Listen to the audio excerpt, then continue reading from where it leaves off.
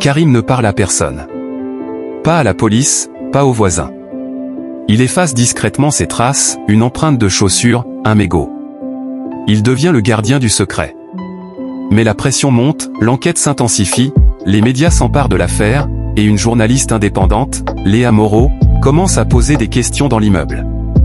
Elle a envoyé que quelque chose cloche. Pourquoi aucun témoin? Pourquoi les caméras de sécurité, tombées en panne, ce soir-là? Elle remarque Karim trop calme, trop attentif. Karim lutte intérieurement. Il voit Clara s'effondrer peu à peu, hantée par la culpabilité. Il lui apporte du thé, surveille son fils à distance, devient une ombre protectrice. Mais son silence le ronge. Il fait des cauchemars. Il évite les policiers. Pendant ce temps, Léa creuse, elle découvre que la victime harcelait Clara depuis des mois, menaçait de lui retirer la garde de son fils s'il ne coopérait pas. Un mobile. Une vérité cachée. Elle confronte Karim dans la buanderie. Il nie. Mais son regard trahit tout. La police reçoit une dénonciation anonyme pointant Clara. Karim comprend, quelqu'un d'autre sait. Paniqué, il va trouver Clara. Elle lui avoue qu'elle a tué l'homme en légitime défense, il l'avait coincé chez lui, ivre, violent. Karim prend une décision radicale, il se rend au commissariat, mais prétend avoir agi seul. Il accuse un règlement de compte fictif. Il sacrifie sa liberté pour la sienne. On ne me voit pas. Mais parfois, c'est ce qui permet de protéger ceux qu'on aime. Léa reçoit un message anonyme, il y a d'autres invisibles.